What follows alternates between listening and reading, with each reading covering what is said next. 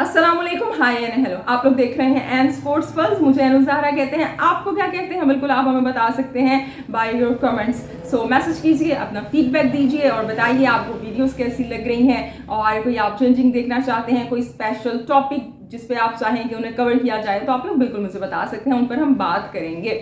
सो जी, खेलों की दुनिया की जब हम बात करते हैं तो जो स्क्वाड्स हैं वर्ल्ड कप की, वो दुनिया भर की टीमों की आ रही हैं कि जिन जिन ने T20 वर्ल्ड कप में हिस्सा लेना है, लेकिन नहीं आ रही तो वो पाकिस्तान की नहीं आ रही और वो फिलहाल आने भी नहीं वाली है। आज जो प्रेस कॉन्फ्रेंस हुई, आज नहीं बल्कि कल जो प्रेस कॉन्फ्रेंस हुई, उससे भी ये बात क्लियर हो गई कि भाई अभी जो है ना PCB में sukoon.com है, किसी को कोई जल्दी नहीं है।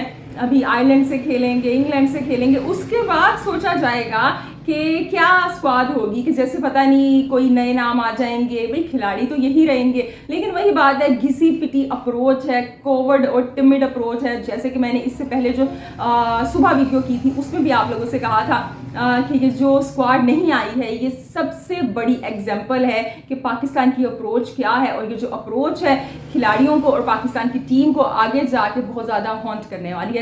तो जी, एक तरफ तो पाकिस्तान की अप्रोच है जो कि कोवर्ड है और जिसके अंदर एम्बिग्यूटीज भी हैं, क्लियर भी नहीं है, लेकिन दूसरी जानिब BCCI की अप्रोच है, टीम इंडिया की अप्रोच है और उनकी अप्रोच बिल्कुल क्लियर है। इस क्लैरिटी के लिए आप प्रेस कॉन्फ्रेंस देख सकते हैं अजीत अगारकर और रोहित शर्मा की, कि जिसमें उन्होंने जर्नलिस्ट के तमाम सवालात के जवाब दिए। कुछ ऐसे सवालों के जवाब भी दिए जो मेरे और आपके जहन में थे, हम नहीं पूछ सकते थे, सहाफ़ियों ने हमारे बिहाफ पे पूछे और जवाब हमें मिल गए। सो उसमें उन्होंने डिफरेंट एंगल्स पर बात की। विराट कोहली के स्ट्राइक रेट पर, ऑफ स्पिनर नहीं है या मिडल ऑर्डर का जो इशू है, सो डिफरेंट एंगल्स को कवर किया। बड़ी अच्छी प्रेस कॉन्फ्रेंस थी, देख के मज़ा आया। पता चला कि भाई ये टीम है, ये इनका पॉइंट ऑफ व्यू है, ये इनका एक प्लानिंग है कि हमने ऐसे चलना है। और सबसे बड़ी बात कि रोल क्लैरिटी है उनके पास, कि उनको पता है हमारी क्या कमियां हैं, क्या हमें चाहिए है। और ये आपको तब पता होता है कि जब आप एक चीज़ को लेके क्लियर होते हैं। जब आप अभी खुद ही क्लियर नहीं है तो आपको क्या पता कि आपकी खामियां क्या हैं या आगे जाके क्या हो सकती हैं। तो जी, एक तरफ थी PCB की टिमिड अप्रोच और दूसरी जानिब थी BCCI की बिल्कुल क्लियर और मैं ये कहूँगी कि ब्रेव और बोल्ड अप्रोच जो कि हमेशा वो दिखाते हैं। जबकि ऐसा हो सकता था कि भाई टीम इंडिया भी डिले करती कि IPL हो रहा है, अभी हम देखें कि रिंकू सिंह मजीद परफॉर्म करता है कि नहीं करता है, क्योंकि लोगों को काफ़ी कंसर्न है कि रिंकू सिंह का नाम क्यों नहीं है। रोहित शर्मा से क्वेश्चन भी हुआ ये प्रेस कॉन्फ्रेंस में या मजीद अगर हम कोई ऑप्शन एक्सप्लोर कर सके। उन्होंने कहा कि नहीं भाई, हमें पता है हमें क्या चाहिए है और हमें क्या करना है, सही वक्त पे सही फैसला किया, जो कि बाकी टीम्स ने भी किया। मैंने जैसे पहले भी कहा कि भाई अफगानिस्तान ने स्क्वाड अनाउंस कर दी, बड़ी बड़ी टीम्स की तो अलग बात है, नेपाल ने स्क्वाड अनाउंस कर दी, नहीं की तो PCB ने नहीं की। खैर क्या हो सकता है। अब हम अभी बात करते हैं इसके साथ साथ IPL की, और IPL का बड़ा ज़बरदस्त धमाकेदार मैच देखा, फुल टाइम पैसा वसूल मैच, SRH वर्सेस RR और राजस्थान रॉयल ने ये पहली दफ़ा IPL में चेस करते हुए अपना मैच हारा है, दूसरा मैच हारा है, लेकिन अभी भी नंबर 1 पोजीशन पर मौजूद है। और SRH ने ये जो मैच जीता बड़े ही ज़बरदस्त तरीके से, बड़ा ही क्रूशल नेल बाइटिंग मैच, एक थ्रिलर था सही मायनों में, जो कि अगेन ऐसा वो लग रहा था कि शायद हम सुपर ओवर में जाएंगे। 2 बॉल्स हैं, 1 रन है, नहीं 1 बॉल है, 2 रन है, कुछ भी हो सकता है। तो बड़ा ज़बरदस्त मैच था और ये मैच जीत कर SRH ने अपने जो आगे के रास्ते उन्हें आसान कर लिया है, टॉप 4 में हैं वो। और इस मैच की बात करेंगे, रोहित शर्मा की प्रेस कॉन्फ्रेंस की बात करेंगे। तो आइए जी, बात का आगाज़ करते हैं जल्दी से। सबसे पहले हम इस मैच की बात कर लेते हैं। जब ये हम मैच देखते हैं तो इसके अंदर जो SRH थी वो डिफरेंट SRH दिखाई दी। अच्छा, आप लोगों को बाहर से ये थोड़ी ट्रैफिक की आवाज़ें आ रही होंगी, तो भाई अब गर्मी है, विंडो मैंने बंद नहीं की है, तो ये जो शोर है, थोड़ा सा नॉइस है, ये आपको बर्दाश्त करना पड़ेगा। सो बहरहाल बैक टू द मैच की बात करें तो SRH आज कुछ डिफरेंट दिखाई दी। हम देख रहे हैं कि पिछले 2 मैच से वो अच्छा परफॉर्म नहीं कर पा रहे थे और 2 मैच हार के आ रहे थे, लेकिन इस मैच में नो डाउट शुरू में ऑब्स्टेकल्स रही, 2 विकेटें शुरू में गिर गई, लेकिन आज जो ट्रेविस हेड थे उन्होंने जब इस मुश्किल वक्त को देखा तो जो अपना हेड था उसकी डायरेक्शन चेंज की, एक डिफरेंट ट्रेविस हेड दिखाई दी। उन्होंने बताया एग्रेशन नहीं है भाई, मेरे पास दिमाग भी है, मैं सेंसिबल वे में खेलता हूँ। सो आज उन्हें हमने देखा जो हाफ सेंचुरी की है 131 के स्ट्राइक रेट से की है, क्योंकि उस वक्त विकेट्स वो नहीं चाहते थे गिरे। उसके अलावा जो नितेश रेड्डी है, बड़ा अच्छा यंग टैलेंट है इंडिया का, और उसने जो 76 रन बनाए 180 प्लस के स्ट्राइक रेट के साथ, बड़ी ही क्रूशल इनिंग खेली, प्रेशर के अंदर उस बंदे ने परफॉर्मेंस दी है। और फिर आगे हेनरी क्लासन आ जाते हैं, जो कि जब उन्होंने देखा कि भाई हालात कुछ ऐसे थे कि I think 12 over the, 92 run बने थे, यानी 12 ओवर में 92 रन थे, और मुझे ऐसा फील हो रहा था कि भाई ये चलो 180-90 बना लेंगे ना, ठीक हो जाएगा। लेकिन T20 क्रिकेट है भाई, कोई भी आके कुछ भी कर देता है। और क्लासन जो थे, जो हेनरी क्लासन थे, वो एंग्री क्लासन बन गए और उन्होंने अपना बल्ला घुमाया। और अगर आप देखें जो आखिर के 4 ओवर थे, 16 से लेकर 20 ओवर तक, उसमें काफ़ी रन आए हैं। हर ओवर के अंदर डबल फिगर्स हैं, 12, 16, 15 इस तरह से, और इस तरह से 201 201 का जो हिंसा था उस तक SRH की टीम पहुंची। 202 का टारगेट मिला। और राजस्थान रॉयल एक बड़ी अच्छी टीम है, उनकी बड़ी एक वेल बैलेंस साइड है। आप उनकी फील्डिंग को देखें, बैटिंग को देखें, बॉलिंग को देखें, लेकिन आज शुरू में ही भुवनेश्वर कुमार ने आके अपना जादू चलाया, गेंद घुमाई और डक पे 2 बड़े खिलाड़ियों को आउट कर दिया, बटलर और संजू सैमसन को। और लेकिन फिर आज जायसवाल ने बड़ी अच्छी एक इनिंग खेली। और ये जो जायसवाल इससे पिछले मैच में भी हमने देखा और आज भी ये जो इस तरह की हाफ सेंचुरीज बना रहे हैं, क्रूशल टाइम में परफॉर्म कर रहे हैं, ये इंडिया के लिए बड़ा अच्छा है कि वो ऐसे वक्त में परफॉर्म कर रहे हैं, उनकी फॉर्म वापस आ रही है, कॉन्फिडेंस वापस आ रहा है। और मैं सोच रही थी कि संजू सैमसन का यूसुफ चाहल हो गई, या अर्शदीप सिंह इनका नाम टीम में आया और उस तरह से परफॉर्म नहीं कर पा रहे हैं। संजू भी डक पे आउट हो गए, उससे पहले अर्शदीप भी महंगे साबित हुए। फिर इस मैच में जो चाहल हैं वो भी काफ़ी महंगे साबित हुए। लेकिन बहरहाल ये तो गेम है, T20 क्रिकेट है, आपकी जो परफॉर्मेंस है वो अप एंड डाउन्स में होता ही रहता है।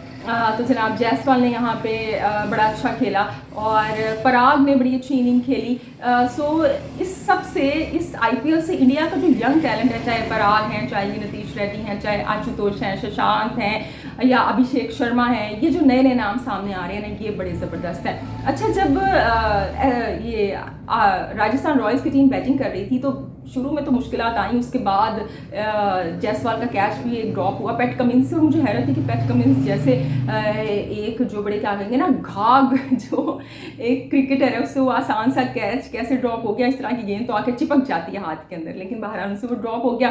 फिर जायसवाल ने हाफ सेंचुरी भी की यहाँ पे, और ऐसे वो लग रहा था कि अब जो है ना वो राजस्थान रॉयल बड़ी आसानी से जीत जाएगी, क्योंकि बैटिंग कंडीशंस भी आसान हो गई थी, ड्यू आ गई थी। शुरू में पिच थोड़ी सी ड्राई थी और बाद में ड्यू की वजह से जो बैटिंग थी वो आसान हो गई थी रिलेटिवली। लेकिन भाई अभी गेम में जो ट्विस्ट था वो बाकी था। जॉनसन काफ़ी महंगे साबित हुए और तभी राजस्थान रॉयल ने मुकम्मल काबू पा लिया था गेम में। लेकिन नहीं भाई, पैट कमिंस एक बड़े ही सेंसिबल कैप्टन है और वो नटराजन को बड़े अच्छे तरीके से यूज़ कर रहे हैं। आप उन्हें देखें, आज भी नटराजन ने जितना अच्छा 18वां ओवर किया है वो अपनी टीम को वापस गेम में लेके आए। और मैं सोच रही थी इंडियन सेलेक्टर्स अगर ये देख रहे होंगे तो यकीनन वो मिस कर रहे होंगे कि नटराजन जैसे बॉलर को उन्होंने नहीं लिया है, सिराज को लिया है, जबकि मेरे ख्याल से नटराजन को आना चाहिए था। लेकिन ऑफकोर्स वही बात है कि एक्सपीरियंस को उन्होंने प्रेफर किया है रादर दैन टैलेंट। और क्योंकि जो कंडीशंस हैं वो भी इसी तरह की हैं, जैसे आज रोहित शर्मा भी कह रहे थे भाई अब हमें USA की पिचेस का तो नहीं पता, न्यूयॉर्क का तो नहीं पता, हमने वेस्ट इंडीज़ में क्रिकेट खेली है, वहाँ का हमें आइडिया है, तो इसी वजह से शायद सिराज को रखा गया है। सो नटराजन ने बड़ी अच्छी बॉलिंग की, असल में वही गेम में वापस लेके आया। और पैट कमिंस की जो बात मुझे बड़ी अच्छी लगती है, he is a real captain. हमेशा मुश्किल वक्त में जब टीम होती है वो बंदा आता है और बॉलिंग करता है, टीम को मुश्किल से निकालता है। अभी भी 19वां ओवर बड़ा क्रूशल होता है हमेशा, और ऐसी कंडीशन के अंदर जब आपको 2 ओवर्स में 20 रन चाहिए थे मेरे ख्याल से, सो वो आए और बड़ी वैरायटी के साथ बॉलिंग की। वो जो उन्होंने यॉर्कर डाले, वो जो उन्होंने स्लोअर वंस डाले, स्लोअर बाउंसर डाला, वाइड यॉर्कर डाला, और जिस तरह से ध्रुव जुरेल को उन्होंने आउट किया है और जो अभिषेक ने कैच किया है, डैट इज़ रिमार्केबल। अगर हम आज के ये जो मैच हुआ इसके ज़बरदस्त कैचेस की बात करें तो एक अभिषेक का भी कैच है वो जो उन्होंने ध्रुव जुरेल का डीप पे पकड़ा, क्योंकि वो मुझे वो ऐसे लगा कि शायद भाई ये तो बाउंड्री हो गई, और अगर वो बाउंड्री हो जाती ना तो मैच यकीनन इस तरह की कंडीशन में नहीं पहुंचता, आसानी हो जाती। मज़ीद राजस्थान रॉयल के लिए और वो जीत जाते। लेकिन भाई वो पैट कमिंस ने बड़ी अच्छी यहाँ पे बॉलिंग की, लास्ट बॉल पे उनको बाउंड्री तो लगी, लेकिन भाई गेम अभी बाकी थी और 12 रन एक ओवर के अंदर चाहिए थे।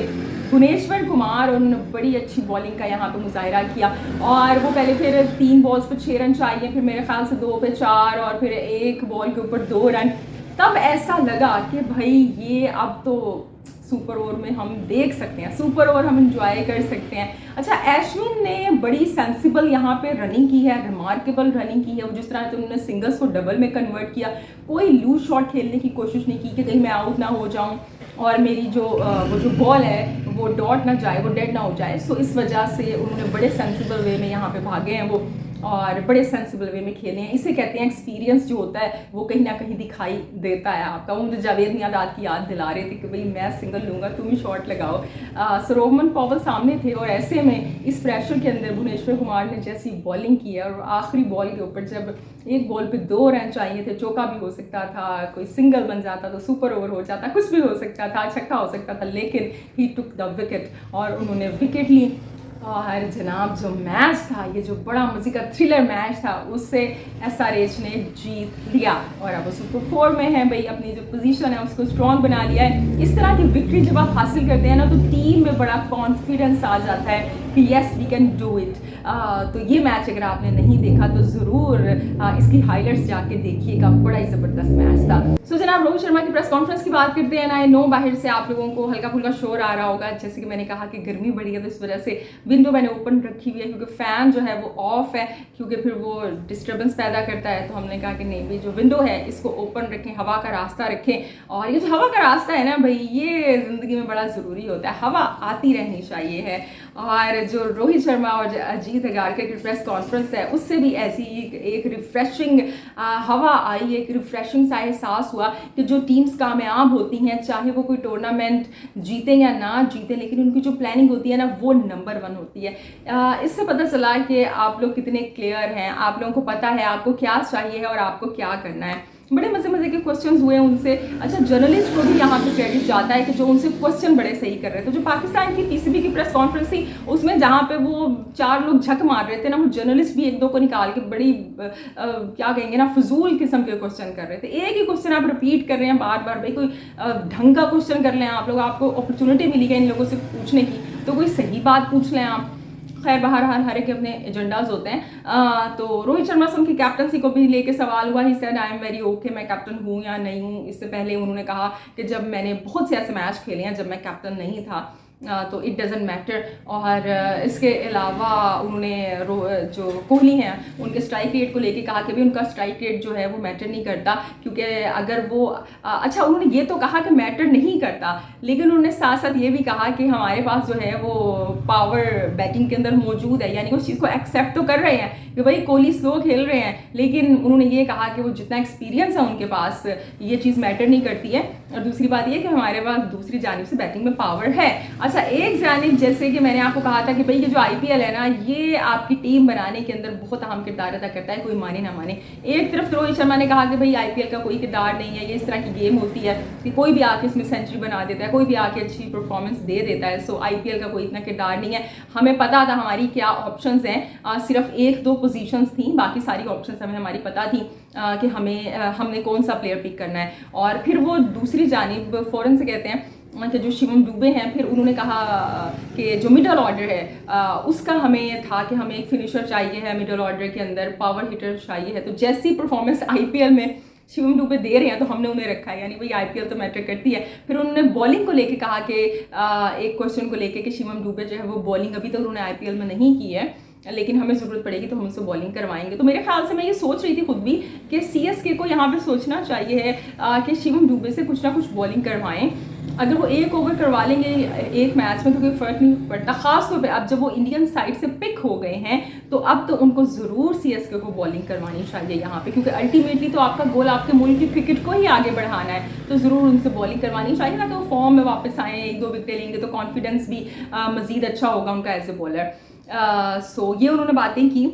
इसके अलावा रिंकू सिंह के बारे में जो बातें हो रही हैं, तो यहाँ पे जो अजीत अगारकर हैं उन्होंने कहा कि भाई हम चाहते थे कि उनको पिक करें, और अगर उन्होंने मिस आउट किया तो इसमें उनकी कोई गलती नहीं है, लेकिन उन्होंने बड़ा अच्छा इसका रीज़न दिया। ये बात होती है कि जब आप क्लियर होते हैं ना, तो आपके पास रीजंस होते हैं, आपको पता होता है आपने कोई फैसला क्यों किया है। कोई किसी पर्ची की वजह से तो आपने किया नहीं है, किसी रेफरेंस की वजह से तो किया नहीं है।